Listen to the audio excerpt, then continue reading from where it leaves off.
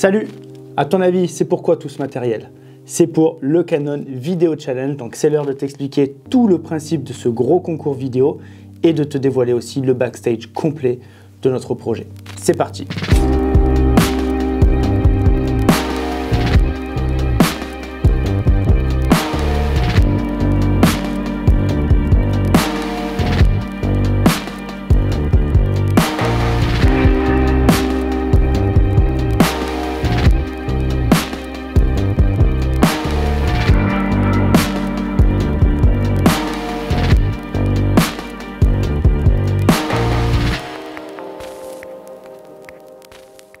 Alors déjà, en quoi consiste ce concours? Canon nous a challengé, à moi et à deux autres créateurs de contenu qui sont Benjamin Tanto et Tortuga Vidéo, pour pouvoir essayer de réaliser un projet complet vidéo de A à Z en très peu de jours, exactement en moins de 9 jours. Tout d'abord, qu'est-ce qu'on a fait? On s'est réunis à Paris le 1er juin dernier pour pouvoir découvrir en même temps tous ensemble les règles et les contraintes de ce concours qui sont évoquées ici dans ce petit carnet et que je vais t'expliquer très bientôt. Les seules choses qu'on savait vraiment, c'est qu'on allait avoir une contrainte au niveau du matériel et donc ils allaient nous prêter du matos spécialement que pour ce tournage-là. Et on savait un petit peu que ça allait tourner aussi au niveau du thème de la passion. Mais c'est les seules choses qu'on savait et tout le reste, on l'a découvert sur place. Pour commencer, je vais donc te présenter le matériel qu'ils nous ont prêté pour ces 9 jours de tournage et t'expliquer un petit peu ce que j'ai utilisé là-dedans. Donc déjà, la base de la base, ça a été les caméras. On a eu deux caméras. La première, c'est le Canon R5C qui est juste ici. Et ensuite aussi le R6 qui est en train de filmer cette vidéo à l'instant. Ensuite, au niveau des objectifs, on a eu 4 objectifs. On a eu ici le 70-200, donc tout en RF forcément, pour que ça puisse s'adapter directement sur les caméras. Donc le 70-200 en 2.8. Ici, on a le 15-35 mm en 2.8 aussi qui est actuellement en train de filmer. Et on a le 24-70 en 2.8 aussi qui est juste ici, tout simplement.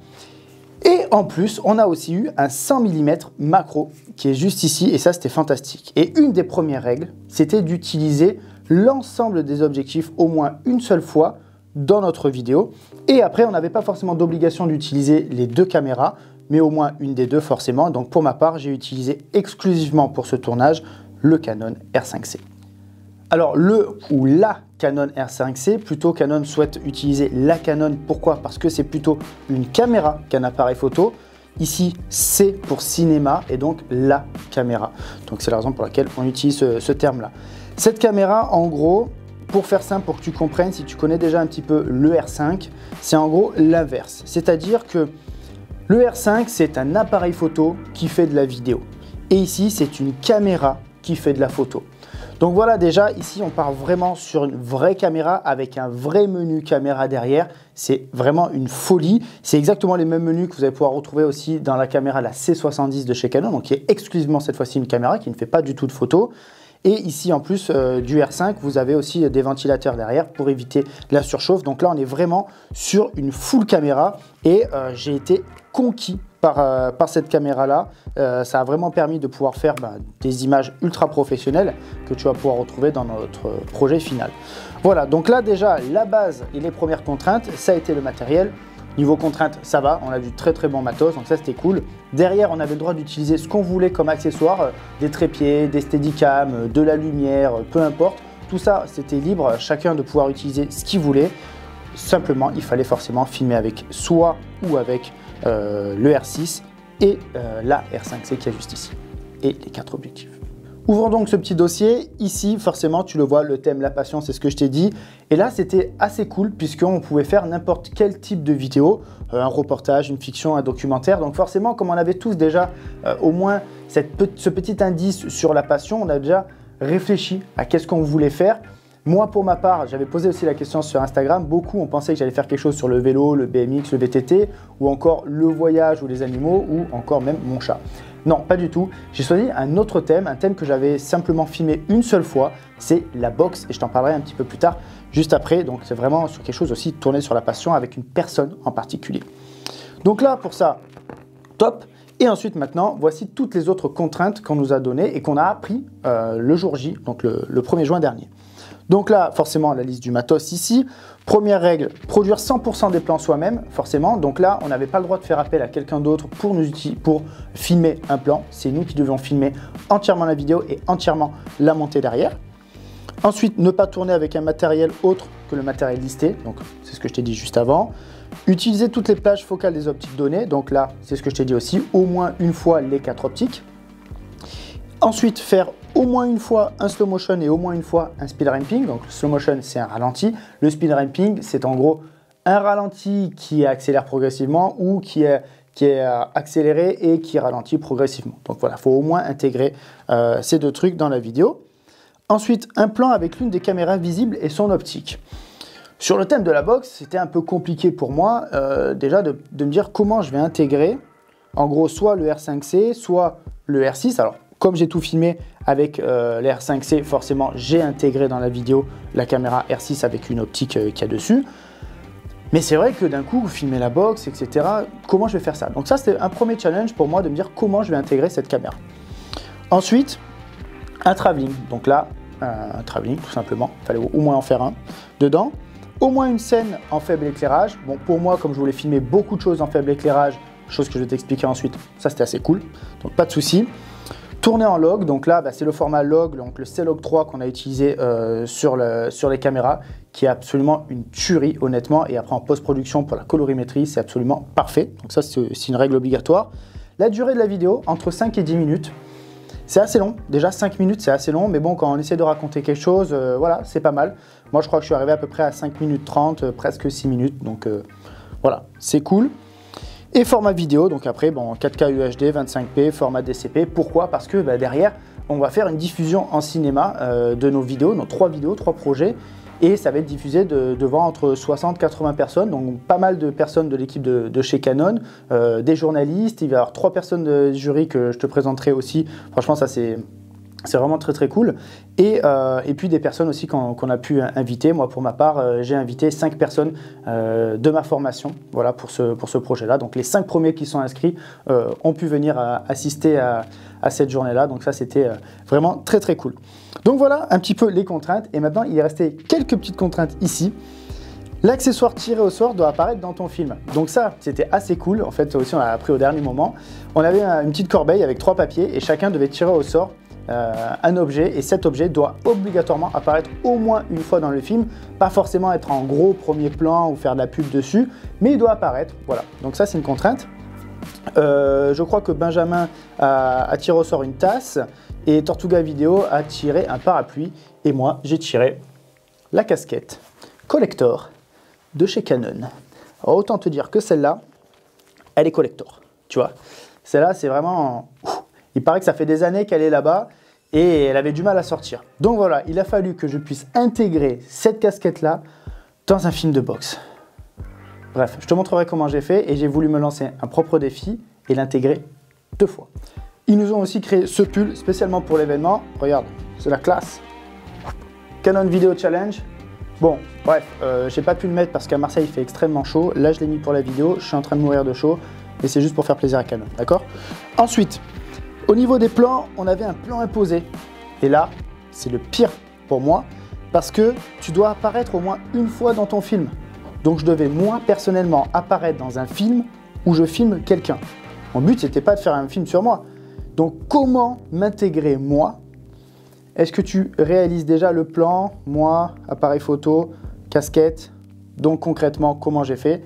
J'ai réussi à réunir forcément les 3 contraintes en un seul plan, c'est-à-dire que j'ai apparu moi, en train de faire une photo avec le matériel imposé et avec la casquette. Donc là, c'était simple. Maintenant, comment je l'ai intégré dans le film, tu le verras un petit peu plus tard. Et attention à ne pas heurter la sensibilité des plus jeunes, pas de guerre, sexe, alcool, drogue ou boxe. Non, je rigole. Donc voilà, pas tout ça forcément. Donc la boxe, ça rentrait dedans, pas de souci. Voilà les contraintes. Donc là maintenant, je vais t'expliquer un petit peu comment s'est passé le tournage, l'équipe que j'ai réunie. Et on a eu quelque chose de top aussi pour ce projet-là, c'est que chaque équipe avait 2500 € de budget pour pouvoir réaliser son projet de A à Z, sans bien entendu prendre quelqu'un pour filmer. Mais on pouvait prendre quelqu'un pour nous aider au son, quelqu'un pour nous aider à la lumière. Vous allez voir qu'il va y avoir aussi un peu du maquillage pour moi. On a loué une salle, on a eu quelqu'un qui est venu nous aider, un autre boxeur aussi. Donc voilà, pas mal de petits frais par-ci par-là. On est arrivé pile dans le budget, honnêtement, donc c'était vraiment cool. Donc c'est parti, je vais t'expliquer un petit peu maintenant l'équipe que j'ai utilisée pour ce tournage. Alors déjà, avant de te parler de l'équipe, forcément, je vais te parler du projet. Quand on est rentré, moi je suis rentré le 1er juin au soir à Marseille, forcément, ben, d'un coup on avait pratiquement plus que 9 jours et un peu moins même, sachant qu'on devait rendre la vidéo le jeudi 10 à midi, dernier délai. Donc ça faisait du 8 jours et demi quoi, honnêtement. C'était tendu pour tout organiser, même si déjà on avait quelques idées à l'avance et tout. J'avais déjà bloqué en soi mon boxeur en me disant bon ben j'espère honnêtement que ça va pouvoir rentrer dans le thème et avec les contraintes et tout, ça rentrait dedans. Donc ça c'était cool, j'avais déjà bloqué cette personne. Et ensuite ben, il a fallu tout organiser derrière et tout tourner, tout monter. Au niveau de la musique aussi, c'était une question qu'on avait. On pouvait utiliser des musiques sur des plateformes. Mais voilà, comme moi j'ai Hervé aussi dans mon équipe qui est compositeur, ben Hervé lui s'est chargé aussi de la création de la musique. Au lieu d'acheter une musique, on s'est dit allez on va créer un projet complètement de A à Z avec nous, toute l'équipe. Donc voilà, ça c'était un peu l'idée déjà du projet. Et en gros j'ai choisi mon beau-frère parce que c'est un ancien champion de France de boxe dans plein de disciplines différentes de boxe. Et donc c'est sa passion, c'est toute sa vie. Malheureusement aujourd'hui il a un problème, un handicap au bras gauche dû à un problème dans son travail, un accident de travail. Et donc il ne peut plus boxer et il ne peut surtout pas utiliser son bras gauche. Donc aujourd'hui j'ai voulu réaliser une vidéo où j'avais envie de mettre en avant sa discipline, la boxe, avec lui. Et en fait, vous allez voir qu'à la fin de la vidéo, il y a un petit texte qui l'explique, mais en gros, il ne peut plus boxer avec sa main gauche, et donc il a utilisé uniquement son bras droit. C'était assez compliqué au niveau des images. Je me suis dit, mais comment on va faire? Parce que bon, souvent il y a des coups des deux bras, quoi. Et donc, comme c'était des plans très courts, en fait, on a mis que du bras droit, et visuellement, ça passe très bien. Mais c'était aussi une grosse contrainte pour nous, en fait, pour pas qu'il puisse en fait boxer de la main gauche. Donc ça, c'était compliqué. C'était un peu l'idée, voilà, et mixer aussi avec la famille, comme c'est mon beau-frère, forcément ma nièce et mon neveu, Lucas et Clara, que tu vas retrouver dedans, que tu as pu déjà voir aussi dans d'autres projets que j'adore mettre en avant. Donc faire un truc un peu famille, sur la passion, de comment d'une passion on peut arriver toujours à un peu utiliser cette passion-là et mixer ça avec sa famille. Donc c'est un projet qui me tenait vraiment à cœur. Maintenant au niveau de l'équipe, forcément tu vas retrouver Jérémy qui a filmé tout ce backstage que tu es en train de voir aussi. Donc big up à toi GG, voilà, gros boulot. Et le but ici maintenant, tu vas voir, je vais t'expliquer un peu comment on a réalisé toutes ces images-là et tu vas voir un peu le backstage de tout ça. Donc c'est vraiment très cool. Ensuite avec moi, j'avais aussi Nicolas qui travaille ici et qui fait beaucoup de photos. Nicolas lui a fait toutes les photos backstage du projet. Donc ça c'était cool aussi pour qu'on puisse après rédiger tout un article, pas mal de choses pour t'expliquer vraiment comment ça s'est passé. Ensuite, forcément, je te l'ai dit, il y avait Hervé, donc lui prenait le son aussi sur place. Il y avait pas mal de sons uniques avec quand ça tapait sur le sac, des souffles, des bruits, enfin plein de choses. Il a pris le son et puis il a réalisé aussi la musique originale derrière. Ensuite, on a eu une personne, Victor, qui lui a été fantastique. Donc ça fait partie du budget en plus aussi qu'on a utilisé pour de la lumière. Là, mon but, c'était vraiment d'axer les images avec une lumière incroyable que je recherchais depuis un moment. Et on a trouvé une personne avec qui travailler qui est excellente, qui est très réactive, très professionnelle, qui arrive à travailler vite et bien parce que nous, c'est ce qu'on essaie de faire, surtout dans les projets où tu n'as pas de temps comme ça. Donc big up à toi aussi, Victor, sur ce projet-là. Qui allait louer de la lumière aussi, donc ça fait partie du budget et on a pu faire toutes ces scènes avec ces contre-jours, etc. Enfin, fantastique. Donc ça c'est un vrai métier, la lumière, c'est pour ça qu'on a fait appel à lui. Donc ça c'était l'équipe principale, forcément Franck après qui a tourné en tant que boxeur. Après on allait dans une salle à Marseille où j'avais déjà filmé un projet de boxe il y a très longtemps, il y a quelques années, la salle Marcel Cerdan. Donc merci aussi à Souris qui est donc celui qui gère cette salle là. Et puis on a eu le boxeur Laurent Debono aussi qui est un très bon boxeur titré. Fantastique, un ami de Franck qui nous a fait l'honneur de venir nous aider aussi sur ce tournage-là. Marie-Laure qui nous a aidé aussi un petit peu au script sur place. Enfin, plein de personnes qui sont venues nous aider sur ce projet-là. Et aussi Laura, la maquilleuse qui est venue parce qu'on a dû faire péter 2-3 arcades pour le tournage. Voilà un peu l'équipe qu'on a utilisée pour ce projet-là. Et après, on a fait aussi appel à quelqu'un pour créer la voix off parce qu'on a essayé de la faire avec Franck, c'était compliqué. J'ai essayé de la faire de mon côté, mais j'avais pas la voix assez grave pour le faire. Donc voilà, on s'est dit, on veut quelque chose qui tape vraiment. Les images, ça tue. Le son, la musique, ça tue. Il faut que la voix off, ça tue. Donc on a fait appel aussi à une personne en plus pour pouvoir faire cette voix off sur le projet. Alors comme je t'ai dit, il y a une voix off, donc c'est tout un texte que j'ai écrit le plus vite possible, vraiment en quelques heures, qu'après j'ai fait voir à mon beau-frère aussi. Il fallait que ça coïncide aussi avec sa vie, avec sa vision de la passion de la boxe, avec sa famille, etc. Et honnêtement, ça coïncidait très bien, donc c'était assez cool. Et derrière, donc j'ai monté tout un script pour être sûr de tous les plans que je voulais pour chaque phrase de la voix off. Donc en gros, on est vraiment parti sur un projet comme un film, avec un vrai besoin. Je ne suis pas parti en mode je vais filmer plein de choses et on verra comment je le mets. J'avais vraiment en tête de chaque plan dont j'avais besoin pour chaque phrase de ma voix off. Donc derrière, je me suis fait un petit script où je vais pu m'inspirer de projets pour avoir des idées, un peu de cadrage, de lumière que j'avais envie, d'ambiance, etc. Et que j'ai pu aussi donner à Victor derrière pour qu'il puisse louer le bon matériel pour pouvoir créer les bonnes ambiances dont j'avais besoin. Donc voilà, en fait, derrière, à chaque fois, j'avais ma voix off, j'avais aussi, moi, des petites phrases pour m'aider en me disant, voilà, pour cette voix off, cette ligne-là, j'ai besoin de ce plan-là, pourquoi pas une photo pour illustrer un petit peu l'ambiance que je souhaiterais avoir pour aider aussi Victor derrière. Donc voilà, donc là, on a à peu près 4-5 pages de plans à réaliser, plus même à la fin, je me suis noté aussi quelques petits plans supplémentaires que je voulais réaliser. Donc ça, c'était vraiment des plans de coupe, des petits plans en plus où je me dis, ça peut toujours servir si je manque à un moment de quelque chose. Grâce à ces plans, je vais pouvoir les incruster un peu par-ci, par-là. Et derrière, honnêtement, on a réussi. Donc, on est parti sur 3 jours de tournage, on va dire. 2 jours bien complets, un et demi et une petite journée, juste une petite heure pour aller faire 2 plans sous l'eau. Je t'expliquerai ça un petit peu tout à l'heure, comment j'ai fait les plans sous l'eau. Donc là, c'est parti. Je te donne donc rendez-vous directement à la salle de boxe. Donc ça, c'était notre première journée. On a tourné de 16 h jusqu'à 22 h.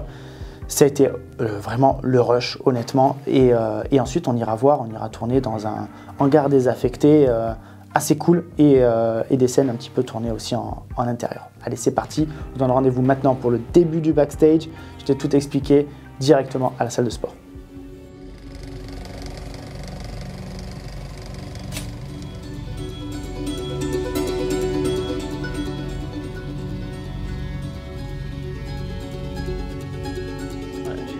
Quand je veux, en fait.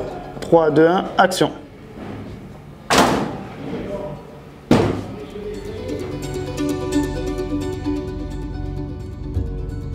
Regarde le même éclairage, tu vas ouvrir et tu vas récupérer tes gants à l'intérieur. Donc tu peux mettre tes gants. Ouais, mets tes gants.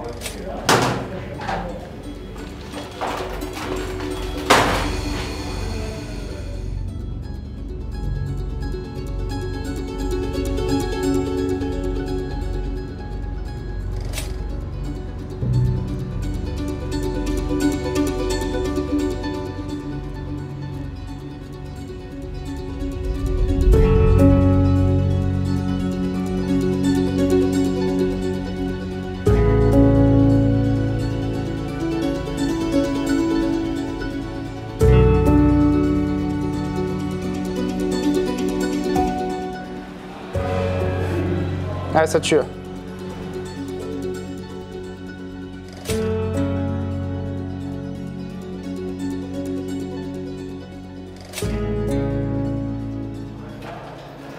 Ouais, voilà, vraiment, tu restes comme ça. Mais là, c'est en mode, putain, il faut que tu te réveilles, quoi. Allez, 3, 2, 1, go!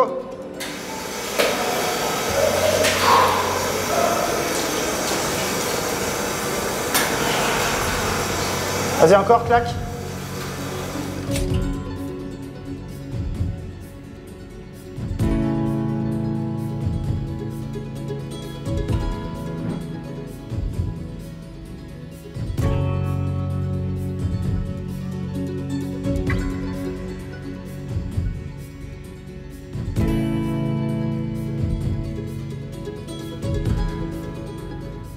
Ici à la salle, la contrainte, c'est qu'on avait loué quand même la salle, on s'était dit mince, on va avoir la salle rien que pour nous, ça va être cool et tout. Et en fait, pas du tout. Il y a tout le monde qui continuait à boxer, c'était vraiment à la cool, un peu à l'arrache, etc. Donc c'était ultra compliqué, mais on a réussi à faire tout ce qu'on voulait. Moi, mon but, c'était de réaliser beaucoup d'images avec de la lumière à chaque fois et toujours en contre-plan. Forcément, le fait de mettre en place de la lumière, ça prend beaucoup de temps. Quand tu n'en as pas beaucoup, que tu dois faire beaucoup de choses, c'est très compliqué. Donc c'est là qu'il faut être très réactif. Au niveau des cadrages, si tu regardes, et je le répète tout le temps dans toutes les vidéos, dans toutes mes formations, j'ai très souvent filmé à la hauteur à chaque fois du personnage, le regard ou les gants, enfin peu importe. Ça fonctionne toujours très bien et j'ai filmé très souvent avec une longue focale. Donc souvent avec le 70-200 à 2.8, j'ai tout le temps, pendant tout mon tournage, sauf dans les images sous l'eau que je t'expliquerai ensuite, était à 2.8. 2.8 tout le temps pour avoir la plus belle profondeur de champ.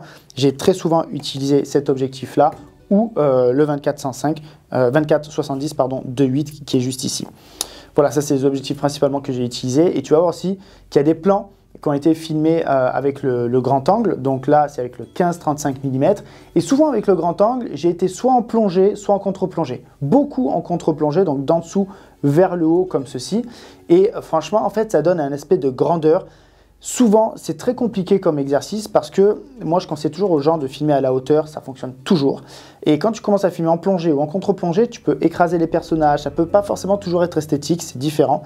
Donc là, c'est toi, c'est ton œil qui va devoir travailler et te dire « Ok, est-ce que là, ça rend bien? Est-ce que ça permet de créer une certaine ambiance ?» Tu vois, quand je suis, par exemple, sous le boxeur et le coach à côté où il lève la main comme ça, tu sens qu'en fait, ça donne une ampleur encore plus importante au plan d'être d'en dessous et de voir tout ça. Alors que si j'étais à la hauteur sur celui-là, ça serait peut-être pas pareil. Et en fait, c'est ça en fait qu'il faut arriver à réfléchir parfois, de jauger quand tu dois filmer à la hauteur, d'au-dessus, d'en dessous, grand angle serré. Il y a un plan aussi où il tape dans le sac, dans le hangar que tu verras ensuite, mais où pareil, je suis au grand angle et d'en dessous. Et donc ça donne quelque chose de différent entre le plan grand angle d'en dessous ou le plan au zoom de loin à la hauteur. C'est deux choses esthétiques qui sont différentes, mais c'est ça qu'il faut arriver à travailler un maximum. Et il faut tester. Des fois, ça va être moche, ça ne va pas fonctionner. Et c'est à toi de voir directement dans ton appareil si, à ton avis, esthétiquement, c'est beau ou pas. Ça, on ne peut pas te dire filmer comme ça à chaque fois, ça fonctionne en contre-plongée, etc. À la hauteur, honnêtement, c'est 99,9% à chaque fois, c'est très beau. En plongée, en contre-plongée, c'est un peu plus compliqué. Mais tu vois qu'ici, ça fonctionne dans certains cas.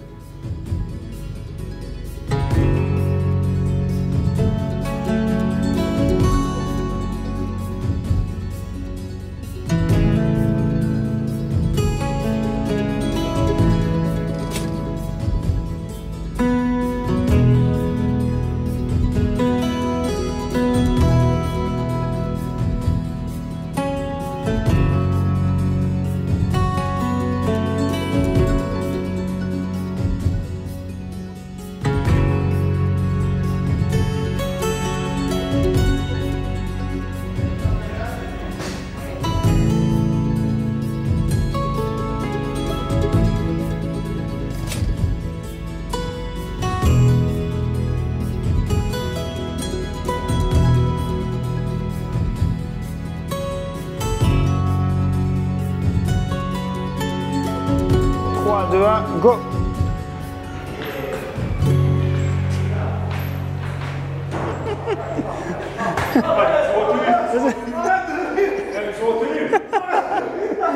Vas-y, marche, tape.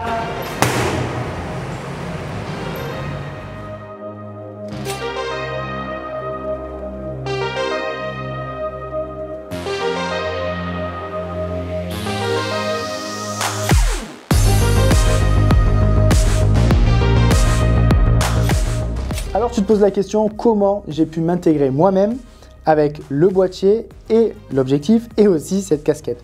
Donc on a fait tout simplement un plan de moi qui était en train de filmer autour du ring. Donc là je me suis dit c'est parfait pour pouvoir m'intégrer moi-même en tant que photographe pour intégrer le boîtier. Donc cette fois-ci c'était le R6 qu'on avait mis dessus avec un objectif, je ne me souviens plus lequel. Et la casquette, donc les trois contraintes qu'on a réunies en un seul plan. Donc ça c'est fantastique. Et au début en fait je me suis dit est-ce que je vais porter la casquette moi ou pas, et c'est là que je me suis dit bon allez, je m'envoie une auto-contrainte, je la positionne encore dans la vidéo. Pourquoi? Parce qu'on a réussi à la mettre juste avant dans un plan du casier. Donc en fait c'était pas prévu qu'il ouvre le casier, mais là je me suis dit ça va fonctionner, genre il va ouvrir le casier pour récupérer ses gants. Et là on peut voir la casquette qui est dedans, donc ça fonctionne aussi parfaitement. Donc voilà, on a réussi à intégrer deux fois la casquette dans ce projet-là, donc cette contrainte-là. J'ai hâte de voir la contrainte des autres, comment ils ont mis le parapluie et la tasse, et surtout aussi comment ils se sont mis eux avec l'appareil photo. C'est toujours assez rigolo de voir ces contraintes. En tout cas, voilà, c'était assez cool. Au moment où tu vas lui mettre le coup de poing, d'accord? Toi, Laurent, tu vas tomber. Ouais. Alors, non, mais regarde, il faut que ça soit vraiment comme ça, sinon ça ne fonctionne pas. Donc, toi, tes pieds gauche devant? Ouais. Donc, tu vas tomber comme ça, pour que je vois ton visage ici. Je vais tomber avec toi avec la caméra. Ah, d'accord. Regarde, Eh ben, mets-moi une brosse. Eh ben, tu vois, voilà. J'essaie d'apprendre. Attends, non, n'aie pas peur. Regarde. Tu vas. Moi, je me le frappe. Faites-vous un enchaînement. Il me frappe et je le frappe, il tombe. Voilà, faites-vous un enchaînement. Tu me frappes, dès que tu m'as frappé, je te frappe. Et tu tombes. Voilà. Si tu me frappes pas, je te frappe pas. On essaye. Allez-y.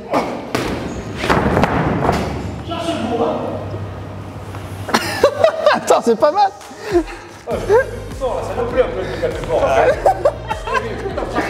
Alors, fais un. Allez, vas-y, refais un. Vas-y. Eh ben, c'est mieux de me donner à boire après.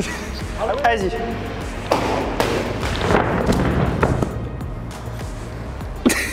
Yes. Franchement, c'est pas mal. Hein.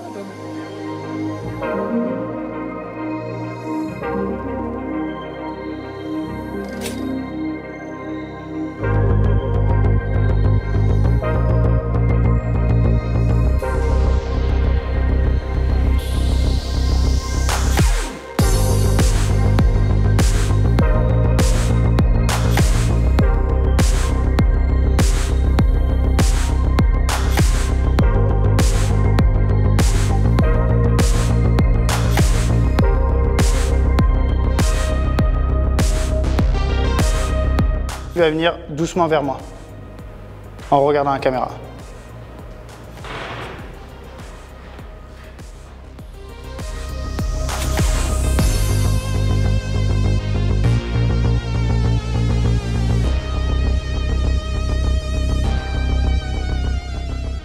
Ok, vous me regardez pas, hein, je suis pas là, c'est genre comme s'il y avait des gens autour tu peux crier Franck. 3, 2, 1, go! Ouais.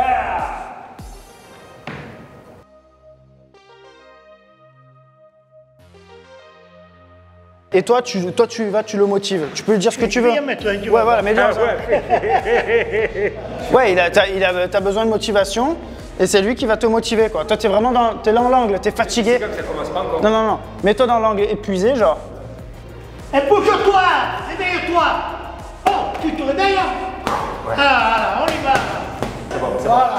Allez, c'est bon. Ouais, c'est bon. Parfait, super. Regarde ça comme il est beau, c'est ça. C'est que j'ai profité. Tu as profité, ouais, j'ai vu.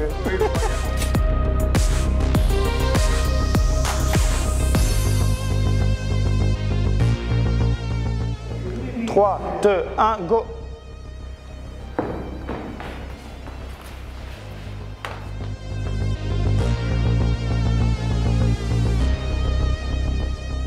Tu l'as compris, on a fini tard, près de 22 h, on s'est couché à peu près à minuit et demi derrière.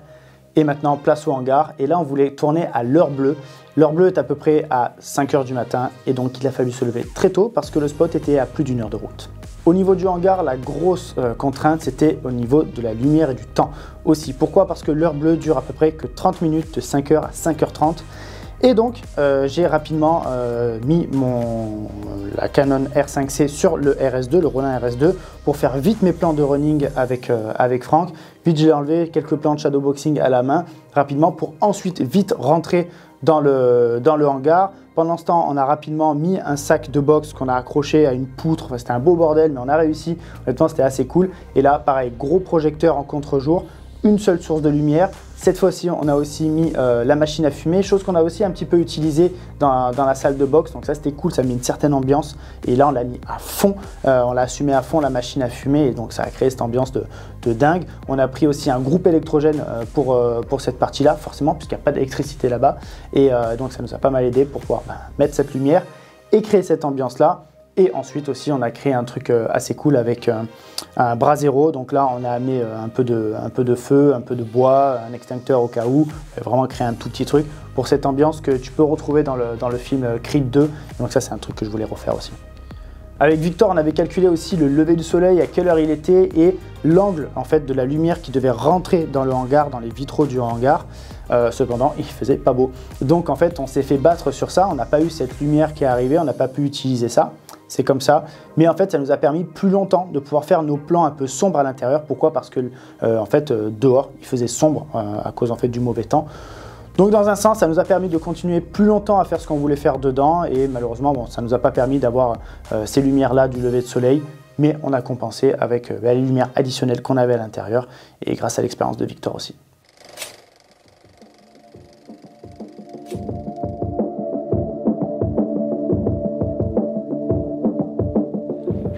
vas courir, tu vas aller là-bas. Fais gaffe, c'est le petit truc là. Ouais.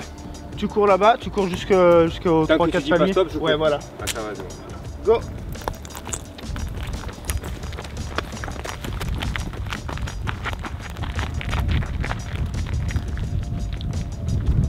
Ça va toi? Ça va super. Je suis un peu fatigué mais ça va.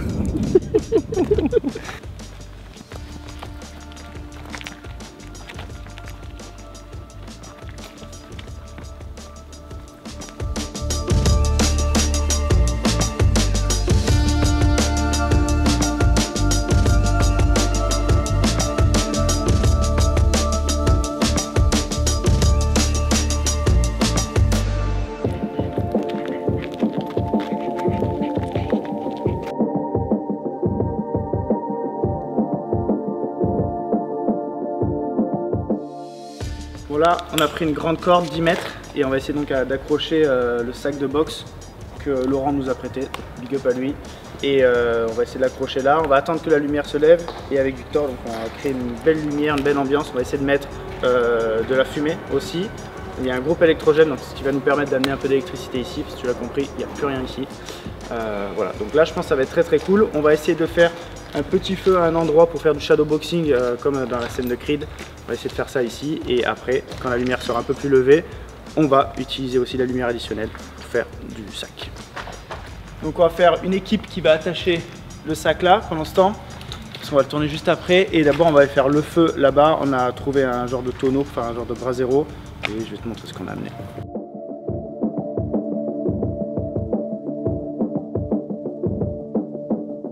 Scène du feu, donc on a chopé ça, on a mis du petit bois tout sec, on a forcément un extincteur avec nous au cas où, et on va donc utiliser l'allume-feu là et essayer de recréer donc cette scène de Creed. Là le top c'est qu'on a l'heure bleue, c'est la fin de l'heure bleue, donc c'est vraiment joli derrière, c'est encore très sombre, et ça va juste amener en fait la lumière qu'il faut et le côté orangé dans l'image avec le petit bleu qu'il y a à travers les fenêtres derrière.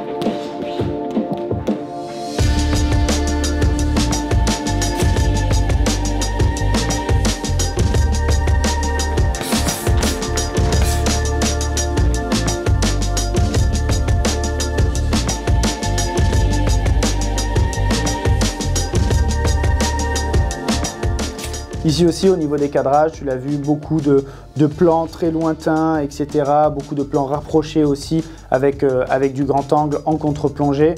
Ici, même principe que tout à l'heure avec la boxe, il y a des moments, en fait, ce qu'il faut comprendre, c'est que pour donner du rythme, il ne faut pas être très stable. C'est la raison pour laquelle, à part les plans de running à certains moments où j'ai utilisé le Steadicam, ou les plans dans la salle de boxe où on rentre comme ceci, là j'ai utilisé un Steadicam, mais sinon j'ai utilisé la caméra tout le temps à la main, jamais de trépied sur un seul plan que je vais te montrer juste après, juste un plan et je t'expliquerai pourquoi.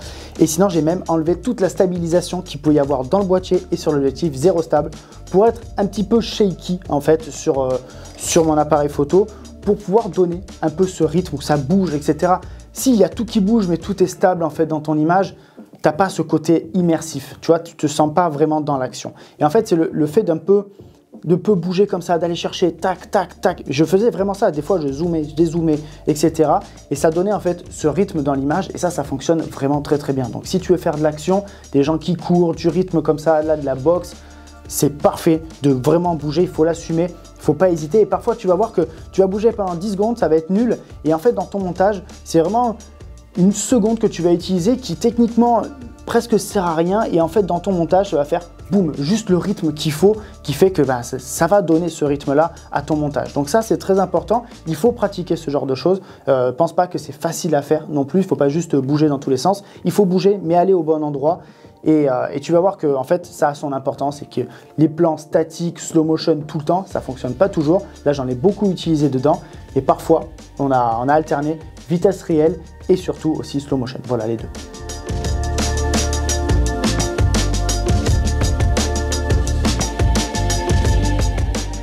ça y est, on vient de finir ici avec le hangar. Donc on a fait toutes les scènes qu'on voulait. On a eu le bras zéro, on a eu la scène avec le sac de boxe, on a fait aussi du shadowboxing un peu de partout. Et surtout ici sur ce spot parce qu'on est vraiment tout en haut du hangar. Il y a un endroit pour monter. Faire attention quand même, ça craint un peu avec les planches, mais voilà, faire gaffe. Donc ici c'était le top. Malheureusement on voulait la lumière aussi du soleil avec le lever du soleil. Donc on avait bien calculé l'angle de là où se lève le soleil pour qu'il puisse rentrer et passer à travers les vitres. Cependant il fait pas très beau dehors.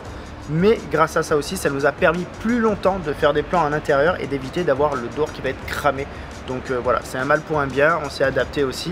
Et donc on a réussi à faire tout ce qu'on voulait avec le sac et la lumière en contre-jour et la fumée avec un groupe électrogène qu'on avait amené. Et là maintenant, on va aller en intérieur pour faire les autres scènes où Franck va regarder un peu la télé avec une vieille télé qu'on a retrouvée. C'est l'heure maintenant de voir les plans en intérieur. Cette fois-ci aussi, on a utilisé beaucoup de lumière pour réaliser tout ça et ces ambiances un petit peu, cette fois-ci un peu plus froides que chaudes. Alors il y a une ambiance chaude qu'on a utilisée où il va ouvrir sa boîte et retrouver une vieille cassette de Mike Tyson où il va ensuite la mettre dans sa télé. Donc là c'est aussi une vieille télé que j'avais dans ma chambre quand j'étais petit, j'ai retrouvé, qui fonctionnait encore. Donc on a pu mettre la cassette dedans, créer cet effet en fait brouillé sur l'écran. Et ensuite, ici sur cette scène-là, on a pu faire une incrustation après en post-prod. Donc c'est là que j'ai utilisé le seul et unique plan avec le trépied pour éviter d'avoir une incrustation avec un tracking à faire trop complexe. Plan de trépied, ça bouge pas, incrustation simple à faire.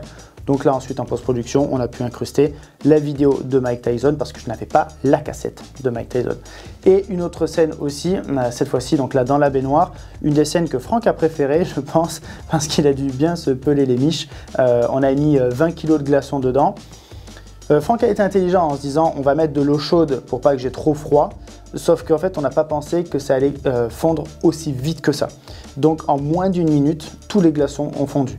Il a donc fallu faire nos 3 plans dont j'avais besoin. Je voulais essayer d'en faire un peu plus, mais malheureusement on n'a pas eu le temps. En moins d'une minute, donc on a balancé 27 € de glaçons qui ont disparu en 1 minute. Voilà. Mais c'était assez cool. On a réussi à faire les plans dont on avait besoin pour essayer de diversifier un petit peu les cadrages, les ambiances, etc. Donc voilà les 3 scènes qu'on a faites en intérieur pour ce projet vidéo. La 3e journée de tournage, alors là Jérémy n'était pas là parce qu'on a tourné le week-end et parce que voilà, on n'avait pas beaucoup de temps pour faire ce projet-là et que les enfants, forcément on voulait faire un coucher de soleil. Les enfants, il faut qu'ils se couchent tôt et parce que le lendemain normalement il y a école, donc on a tourné ça le samedi. On a tourné d'abord dans un parc avec mon neveu et ma nièce, Lucas, Clara et aussi mon beau-frère, donc des ambiances avec les petits, le père qui s'amuse avec ses enfants, exactement ce dont j'avais besoin et qui me manquait encore dans mon montage. Et ensuite on a fait un coucher de soleil aussi tous ensemble avec voilà, certaines images dont j'avais besoin de lui seul que j'ai intégré au début du film et après lui et ses enfants au coucher de soleil aussi exactement ce dont j'avais besoin avec des champs contre champs, avec des plans vraiment visage sur les petits. Donc là tu vois aussi il y avait besoin d'un plan un peu global où on les voit tous les 3. Après un plan où je les ai vraiment fait jouer en disant, où je dis ah top, vous regardez, l'autre il regarde et après on revient, vous bougez pas, je fais le plan avec le petit pour que vraiment il y ait une histoire en fait dans ces différents cadrages et qu'on ait l'impression que c'est exactement le même moment. Donc là c'est ce qu'on a réussi, les petits ils sont top à chaque fois, ils me font confiance et voilà, ils sont très bons, ils feront peut-être des futurs acteurs, même Franck aussi a été pas mal. Donc voilà ces scènes là qu'on a tourné ensemble. Et ensuite, une des dernières scènes qu'on a faites avec Franck aussi, donc là c'était le lundi matin, donc c'est jour férié aussi. On est parti sur une des plages à Marseille et on a tourné ces plans sous l'eau. Alors, j'ai un caisson étanche moi pour mon 1DX Mark II, sauf que le 1DX Mark II il est beaucoup plus haut que celui-ci. Les boutons ne sont pas forcément tous au même endroit, donc mon caisson étanche, je ne pouvais pas l'adapter à ce boîtier-là. J'avais un vieux truc. Ça ici c'est un sac étanche, donc où tu vas mettre l'objectif ici, le boîtier dedans et que tu vas fermer sur le côté avec ça. Honnêtement j'ai pris des risques, je me suis dit bon peut-être que je vais devoir 5 000 € à Canon plus l'objectif, peut-être qu'il va finir sous l'eau. J'ai pris le risque, ça a fonctionné, donc ça allait. Je pense il y avait un peu d'eau à l'intérieur mais je pense que c'était plutôt de la condensation, c'était pas de l'eau de mer. Donc voilà, et là le seul souci c'est que en gros donc moi l'eau était très froide à 9 h du matin, donc mon beau-frère, bravo à toi. Moi j'ai mis ma petite combinaison, sauf que j'ai pas pensé que entre ça et la combinaison j'allais flotter alors que je voulais filmer des plans de lui sous l'eau en train de faire du shadowboxing comme dans Creed aussi, mais qu'il avait fait dans une piscine. Nous on n'avait pas de piscine assez profonde donc ça fonctionne pas. Et donc moi j'avais du mal à rester sous l'eau, lui aussi il avait déjà du mal à rester sous l'eau, c'était complexe. Et le truc qui était ultra complexe, c'est que j'ai pas trouvé, mais si Canon pouvait me dire, j'ai trouvé en photo comment désactiver en fait l'œilleton ici En gros, je voulais... le souci, c'est que tu as ton écran ici, tu as ton œilleton ici, et lorsque tu regardes ici, ça désactive l'écran. D'accord? Sauf que ici, avec en fait le sac étanche, qui est en gros collé comme ça derrière, et ben le problème, c'est que le sac en lui-même déclenche comme si on regardait à l'intérieur. Donc, ça me désactive mon écran. J'ai réussi à désactiver l'œilleton en photo. J'ai pas réussi à le faire en vidéo. Alors, sûrement un truc que j'ai pas trouvé au dernier moment comme ça sur la plage. Et donc, en fait, bah, j'ai tout cadré sous l'eau à l'aveugle. Je savais même pas ce que je faisais. Au niveau de l'éclairage, le souci ou pas, c'est qu'en mode, sur les autres boîtiers, tu peux mettre un mode ISO automatique. Donc, quand tu es sous l'eau, tu vas régler par exemple une ouverture assez grosse. Par exemple, là j'avais mis F11 parce que j'avais pas mis de filtre et tout sous l'eau. Donc j'étais à 1 centième parce que j'étais en slow motion à 100 images secondes. Et ensuite j'étais à 1/2 centième et j'étais à 100 images secondes. Ouverture F11 et mon but après c'était de mettre les ISO automatiques pour pouvoir compenser sous l'eau s'il y avait trop lumière ou pas. Sauf qu'en mode vidéo, quand sur une vraie caméra, t'as pas le mode ISO automatique. Donc là j'étais un peu battu et sous l'eau j'arrivais pas vraiment à savoir si j'étais bien exposé ou mal exposé. Donc c'était compliqué, j'ai essayé de voir un petit peu, je voyais un peu sous l'eau vite fait dans l'œilleton à travers le sac, ça allait. J'ai filmé complètement à l'aveuglette et après en sortant de l'eau, bon, bah, j'avais mes 2 plans qui suffisaient. L'autofocus, j'avais mis un autofocus ultra large, donc là j'avais réglé l'autofocus pour que ça prenne vraiment sur tout le capteur et pas seulement à des points spécifiques parce que sinon j'allais faire le focus au fond de la mer ou sur un rocher ou peu importe. Donc là, focus sur tout. F11, donc ça te donne aussi un peu plus de chance d'avoir les choses nettes. Et donc tout le compte fait, ça m'a permis d'avoir mes images sous l'eau en filmant à l'aveuglette sans savoir exactement la luminosité que j'avais. Ça fonctionne, voilà. Donc là maintenant, ce type de sac, moi si je te conseille une marque, regarde Aquatech Solutions. Moi c'est la marque de mes caissons étanches. Ça coûte un peu d'argent, mais ça fonctionne vraiment bien. Ça, ce caisson est très très vieux. Enfin, ce sac est très très vieux. La marque c'est Ewa Marine. Voilà, je ne connais pas du tout, on m'avait filé ça à un moment, je l'ai gardé, ça m'a servi aujourd'hui. Voilà, maintenant c'est peut-être pas le top, peut-être qu'aujourd'hui ils en font d'autres qui sont mieux, lui était un peu vieux. Voilà un petit peu comment j'ai fait ces plans et je vais t'expliquer un peu rapidement comment je me suis organisé sur le montage.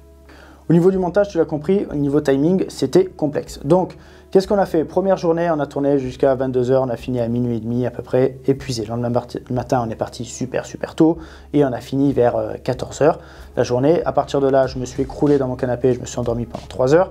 Et de là, ensuite, j'ai dû me lancer dans mon montage, dérocher tout ce que j'avais. On avait quand même beaucoup de plans. Je ne pensais pas qu'on avait autant d'images. Maintenant, on en avait vraiment beaucoup. J'ai commencé sur ma timeline à faire un premier dérush. Donc, moi, c'est comme ça que je fonctionne. Je vais dérocher tous mes plans. Je vais mettre tous les plans que j'ai à la suite. Après, je vais faire une nouvelle séquence que je vais appeler film. Donc, la première dérush, je mets toutes mes images, je ne les touche pas. Ma deuxième séquence, je vais l'appeler film. Là, je copie-colle tout mon dérush que je mets là-dedans et c'est celui-là que je vais modifier. Mon dérush, je le modifie jamais. C'est juste que si d'un coup, je supprime des plans dans ma séquence de film, je peux retourner dans mon dérush, chercher mon plan dont j'ai besoin. Donc ça, c'est vraiment un truc tout simple, mais qui aide vraiment au niveau de l'organisation. Donc là, j'ai commencé à monter. On avait fait aussi une voix off donc, le vendredi après-midi. Mon beau-frère, ça fonctionnait pas vraiment, c'est vraiment un métier, la voix off, honnêtement, ça fonctionnait pas. Moi, je l'ai faite, alors, j'avais plus l'intonation, mais ma voix, c'est pas une voix de voix off, donc ça fonctionnait pas. Mais on a gardé ma voix pour avoir un fil conducteur pour que je puisse monter dessus. Comme ça, au moins, donc j'ai pris ma voix, je l'ai utilisée. J'ai fait mon montage par rapport, comme je t'ai dit tout à l'heure, à chaque phrase que j'avais, en fait, j'avais une image associée. Donc, j'avais ma voix off, j'associais l'image qu'il me fallait, ça me permettait de faire mon premier montage, je laissais des noirs là où j'avais pas les images, par exemple avec les enfants, les images sous l'eau, toutes les images qu'on a tournées ensuite. Donc j'ai commencé à faire mon premier montage comme ça et ça m'a fait gagner un temps fou. Donc déjà, le vendredi soir, le plus gros de mon projet était terminé. Donc ça, c'était vraiment ultra important. Et derrière, ensuite, on a continué, on a fait les autres images et que j'ai monté au fur et à mesure. Donc, en soi, techniquement, j'avais fini mon projet au bout de 4 jours. Donc, c'était fini. Seule chose qu'il fallait faire, c'est que Hervé, il avait commencé à travailler un peu sur des musiques, il m'avait filé quelques trucs, j'avais commencé un peu à monter sur ça. Et après, donc, j'ai envoyé mon projet à Hervé, il a fait la musique dessus. Et après, moi, j'ai réadapté aussi un petit peu mon montage par rapport à la musique. On a fait faire une voix off aussi derrière parce qu'on voulait un truc beaucoup plus carré que ma voix à moi. Parce qu'on s'est dit, les images, ça tue, la lumière, c'est nickel et tout. La musique, ça tue, mais bon, ma voix à moi, c'était pas fou. Mon beau-frère, ça rendait pas le truc. on s'est dit, on va mettre un petit peu d'argent, il reste un peu d'argent dans le budget, on va le mettre et on va faire une voix off avec. Donc voilà, et donc après on a tout simplement ajouté la voix off à notre film, et ça nous a donné ce projet-là que je te montre maintenant.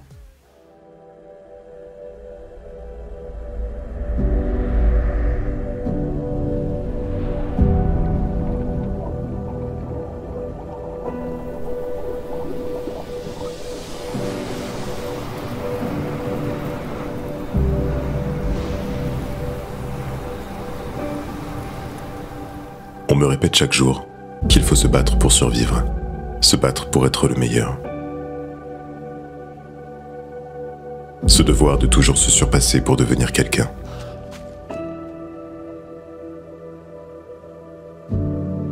Quand on est jeune, l'insouciance nous protège de tout ça. La vie semble si facile. Le monde semble être dépourvu de peur. On observe cette lumière, pensant que le reste de notre vie restera tel quel. En grandissant, on comprend le sens de cette phrase. Tu dois te battre pour survivre. Boxer a été ce qui m'a permis de devenir celui que je rêvais d'être. Me battre n'a pas seulement été un mot pour nourrir ma famille. Je l'ai pris au pied de la lettre. Et j'en ai fait l'une des choses les plus importantes de ma vie. Beaucoup ne comprennent pas les sports de combat. Pourquoi se battre? Quel est le but? Montrer qui est le plus fort? Pour moi, c'est un besoin de repousser mes limites. Et me prouver que je peux réaliser mon rêve, là où peu sont capables de réussir.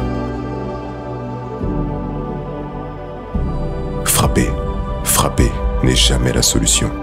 Tu dois faire preuve de patience, analyser ton adversaire, l'observer, et être capable de donner le coup qui changera tout. Je reste persuadé que chaque mouvement, chaque déplacement et chaque esquive définit la boxe comme un art. Mohamed Ali, Mike Tyson, deux styles différents que n'importe quel boxeur reconnaîtrait sans hésitation. Nous avons tous des modèles, des personnes qui nous inspirent. C'est leur parcours qui permet à des générations de trouver leur voie. C'est un chemin compliqué faisant face à de nombreuses difficultés. L'adversaire est loin d'être le seul obstacle sur ton chemin. La boxe est remplie de sacrifices, des moments de solitude, des moments de souffrance, des moments où tu souhaites tout abandonner.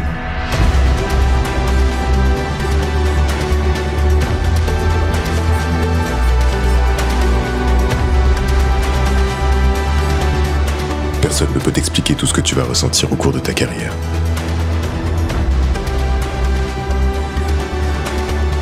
Sur le ring, tu développes une volonté de réussir à tout prix. De tout donner pour être celui que tu as toujours rêvé d'être. Mais quel est notre but ultime?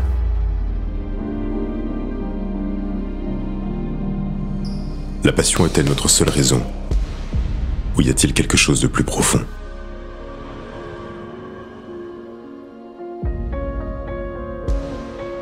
La boxe nous forge un caractère. Mais à quoi cela servirait si nous ne sommes pas capables de le transmettre? Je n'ai pas besoin de me battre pour prouver quoi que ce soit à qui que ce soit. Avant tout, je devais comprendre le sens de ma vie afin de partager mes valeurs à mes enfants. La sagesse et la noblesse de la boxe m'ont permis de les transmettre à ceux qui comptent le plus pour moi. La vie n'a de sens que si nous avons un impact positif sur eux. Je n'ai jamais renoncé. Je n'ai jamais abandonné. Je n'ai jamais cessé de croire en ce sport. Vaincre, triompher, se surmonter. Voilà ce que je me devais de garder à l'esprit. C'est une autre époque, une nouvelle vie qui s'ouvre à moi. La boxe, c'était l'amour de ma vie, jusqu'au jour où ils sont nés. L'amour d'une passion n'est pas comparable à celui que je porte à mes enfants. Partager ma vision du monde et leur inculquer mes valeurs sont à présent mon seul et unique leitmotiv.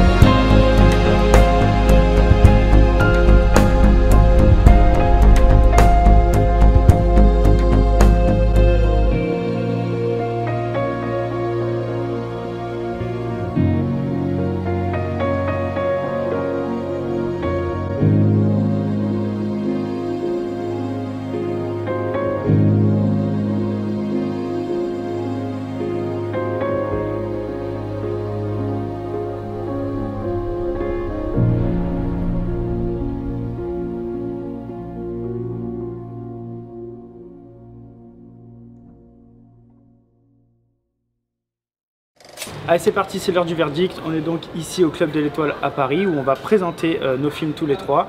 Et on va être donc devant un jury très spécial et surtout aussi toute l'équipe de chez Canon France. Et j'ai pu aussi inviter plusieurs personnes qui sont issues de ma formation. Donc on va les rencontrer aussi aujourd'hui, ça va être très très cool. Souhaite-moi bonne chance.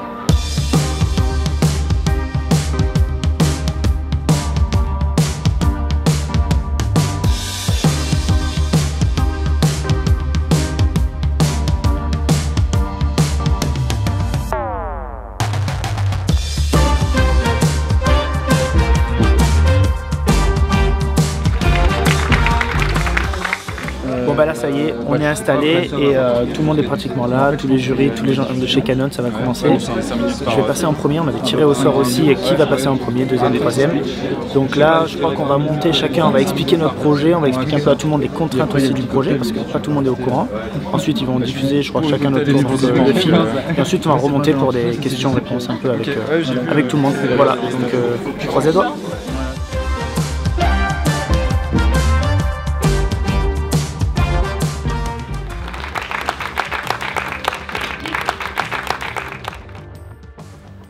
Mis à part le temps, est-ce que tu as une autre contrainte particulière que tu as ressentie en tournant cette vidéo? Le temps, ouais, non, c'est surtout ça, surtout que en fait, il fallait essayer de s'organiser le plus rapidement possible par rapport à la lumière. Parce qu'en fait, on a eu, alors, je sais pas si les gens savent, on a eu un peu de budget forcément pour créer ce projet-là aussi. Et je me suis dit que j'allais vraiment utiliser ce budget-là pour le mettre dans la lumière. Parce que j'ai pas beaucoup eu l'opportunité de faire des projets où j'ai la chance d'avoir quelqu'un qui gère la lumière avec moi. Et donc là, je me suis dit, bon, on va mettre quelqu'un, mais malheureusement, au niveau budget, je ne pouvais avoir que 2 jours. Donc en 2 jours, j'ai dû faire toutes les scènes où il y a de la lumière. Donc voilà, donc on a dû tout résumer en 2 jours, dont les scènes au lever du soleil, enfin même pas le lever du soleil, à l'heure bleue. Donc là, c'était un lever à 3 h du matin pour arriver à 5 h pile sur le spot, filmer toutes ces images en à peine 30 minutes et après filmer tout ce qu'il y avait à l'intérieur. Donc voilà, c'était un peu l'orage, mais c'est la base du défi, quoi. Quelle a été ta plus grosse difficulté dans ce court-métrage que tu viens de faire? Parce qu'il y a des money shots, il y a des vrais plans qui en fait, payent vraiment à l'image. Ça c'est le plus simple. Pourquoi? Parce que Franck, il a été plusieurs fois champion de France, de boxe, etc. Donc en fait, il savait boxer, et donc c'était facile, on va dire. Souvent dans les films, on va prendre un mec, on va lui apprendre à boxer, pour avoir les bons coups, les bons mouvements. Là, c'était la partie la plus simple en fait. La partie la plus dure, c'est qu'il ne pouvait pas boxer du bras gauche. Donc ça veut dire qu'on ne pouvait pas faire de plans, il fallait que ce soit des plans ultra courts. Et ensuite, il n'est pas du tout acteur. Donc ça aussi, c'était pour moi ma grosse question au départ. Je dis voilà, je vais te demander à un moment de faire l'acteur, genre te tenir la tête, d'être triste, d'avoir pris des coups, etc. Et là, en fait, ça passe ou ça casse, quoi, parce que si le mec il est vraiment nul, bah, ça va se voir, quoi. Et mon beau-frère, il n'aime pas du tout être à l'image, il déteste ça. Je lui ai demandé des... Et non, je lui ai dit vraiment ça va être cool, ça va être un beau souvenir avec tes enfants et tout, et c'est ça qui l'a convaincu aussi. Mais à un moment, je lui ai demandé, on voit la scène où il prend la cassette qu'il a mis de Mike Tyson. À la base, ça devait être des photos de lui qui revoit. Et je lui ai dit, t'as des photos de toi qui fait de la boxe? Non. En fait, il n'a même pas de photo de lui. Il y avait une seule photo qui était affichée dans la salle de boxe et qui date d'il y a 15-20 ans, quoi. Donc il n'aime pas du tout être à l'image. Et pour moi, c'était la plus grosse difficulté, c'est d'être sûr qu'il soit capable, parce que nous, on ne pouvait pas faire, on n'avait pas beaucoup de temps. Parce que la salle de boxe aussi, ce qu'il faut savoir, c'est que les gens boxaient aussi autour, en même temps. Donc les dernières scènes qu'on voit où il y a vraiment de la belle lumière bien jaune en contre-jour, on a eu 30 minutes pour le faire. Donc ça veut dire qu'à ce moment-là, il fallait qu'on ait tout dans la tête, moi j'avais tout noté, tous les plans que je devais faire. Et il y a un plan un peu rigolo, je ne sais pas si vous l'avez vu, mais quand il tape et que le boxeur tombe, vous verrez dans le backstage, mais moi aussi je tombe avec la caméra par terre, je m'expose l'épaule par terre pour faire ce plan-là. Et voilà, plein de trucs comme ça, pour essayer un peu de mettre un peu de créativité aussi dans le type de cadrage. Alors, du coup, j'ai peut-être la réponse à la prochaine question, mais si tu dois définir un plan ou une scène en particulier que tu as aimé tourner dans cette vidéo, c'est laquelle? Et je pense que celle qui me donne le plus d'émotion, c'est la dernière avec les enfants. Celle au coucher de soleil, avec les regards des petits face au soleil, et je pense que c'est là où on a mis le coup sur la musique aussi, et je pense que c'est là que passe vraiment l'émotion, quoi, à ce moment-là.